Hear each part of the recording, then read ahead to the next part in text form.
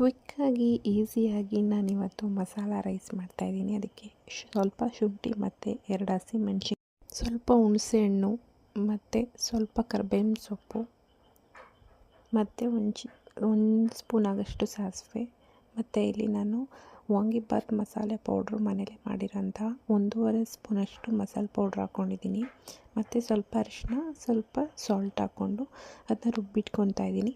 ಮತ್ತು ಇಲ್ಲಿ ಒಗ್ಗರಣೆಗೆ ನಾನು ಆಯಿಲ್ನ ಕಾಯಿಸಿಟ್ಕೊಂಡು ಚೆನ್ನಾಗಿ ಅದಕ್ಕೆ ಒಗ್ಗರಣೆಗೆ ಸಾಸಿವೆ, ಸ್ವಲ್ಪ ಜೀರಿಗೆ ಮತ್ತು ಕಡಲೆಬೇಳೆ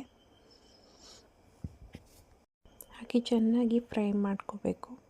ಕ್ವಿಕ್ಕಾಗಿ ಈಸಿಯಾಗಿ ಹೊರಗಡೆಯಿಂದ ಬಂದಾಗ ಮತ್ತು ಟಿಫನ್ ಬಾಕ್ಸ್ಗೆ ತುಂಬ ಈಸಿಯಾಗಿ ಆಗುತ್ತೆ, ತುಂಬ ಟೇಸ್ಟಿಯಾಗಿ ತುಂಬ ಚೆನ್ನಾಗಿರುತ್ತೆ. ಮಕ್ಕಳು ಕೂಡ ತುಂಬ ಇಷ್ಟಪಡ್ತಾರೆ.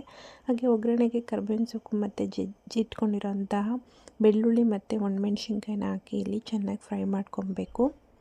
ನೋಡಿ, ಇಲ್ಲಿ ಕರಿಬೇವಿನ ಸೊಪ್ಪು ಹಾಕ್ಕೊತಾ ಇದ್ದೀನಿ.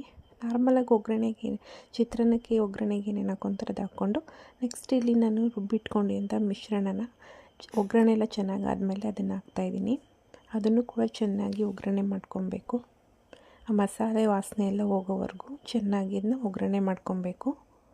ನೆಕ್ಸ್ಟ್ ಅದಕ್ಕೆ ನಾವು ಆಗಲೇ ಸ್ವಲ್ಪ ಸಾಲ್ಟ್ ಹಾಕಿದ್ವಿ, ನೋಡ್ಕೊಂಡು ರುಚಿಗೆ ತಕ್ಕಷ್ಟು ಸಾಲ್ಟ್ ಹಾಕ್ಕೊಬೇಕು. ಸಾಲ್ಟ್ ಹಾಕೊಂಡ್ಮೇಲೆ ಚೆನ್ನಾಗಿ ಅದು ಎಣ್ಣೆ ಬಿಟ್ಕೊಳ್ಳೋವರೆಗೂ ಚೆನ್ನಾಗಿ ಬೇಯಿಸಿದ ಮೇಲೆ ಅದನ್ನು ಗ್ಯಾಸ್ ಆಫ್ ಮಾಡಬೇಕು. ನಾನು ಮನೇಲೇ ಮಾಡಿರೋಂತಹ ವಾಂಗಿಬಾತ್ ಪೌಡರ್ ಹಾಕಿದ್ದೀನಿ. ಅಂಗಡೀಲಿ ಸಿಗೋವಂಥ ವಾಂಗಿಬಾತ್ ಪೌಡ್ರ್ ಕೂಡ ಯೂಸ್ ಮಾಡಿದ್ರು ತುಂಬಾ ಚೆನ್ನಾಗಿರುತ್ತೆ. ಗ್ಯಾಸ್ ಆಫ್ ಆದಮೇಲೆ ಸ್ವಲ್ಪ ತಣ್ಣಗಾದಮೇಲೆ ತೆಂಗಿನ ತುರಿನ ಹಾಕ್ತಾಯಿದ್ದೀನಿ. ಇದು ಹಾಕಿದ್ಮೇಲೆ ತುಂಬ ಟೇಸ್ಟ್ ಕೊಡುತ್ತೆ. ಮಸಾಲ ರೈಸ್ ತುಂಬಾ ಚೆನ್ನಾಗಿರುತ್ತೆ. ವಾಂಗಿಬಾತ್ ಎಲ್ಲ ಮಾಡ್ಕೊಳ್ಳೋಷ್ಟು ಟೈಮ್ ಇಲ್ಲ ಅಂದರೆ ಆ ಪೌಡ್ರನ್ನ ಯೂಸ್ ಮಾಡಿ ಒಗ್ಗರಣೆ ಮಾಡಿ ಈ ರೀತಿ ಮಾಡ್ಕೊಳ್ಳಿ, ತುಂಬ ಚೆನ್ನಾಗಿರುತ್ತೆ. ನೋಡಿ, ಮಸಾಲೆ ಎಲ್ಲ ತಣ್ಣಗಾದ್ಮೇಲೆ ನಾನು ಆಗಲೇ ಆರಕ್ಕಿಟ್ಟಿರೋಂಥ ರೈಸ್ನ ಹಾಕ್ಕೊತಾ ಇದ್ದೀನಿ. ಹಾಕ್ಕೊಂಡು ಚೆನ್ನಾಗಿ ಮಿಕ್ಸ್ ಮಾಡಿ ಸ್ವಲ್ಪ ತಿಡಿ, ತುಂಬ ಟೇಸ್ಟಿಯಾಗಿರುತ್ತೆ, ಚೆನ್ನಾಗಿರುತ್ತೆ. ಟ್ರೈ ಮಾಡಿ ಕಮೆಂಟ್ ಮಾಡಿ ಫ್ರೆಂಡ್ಸ್.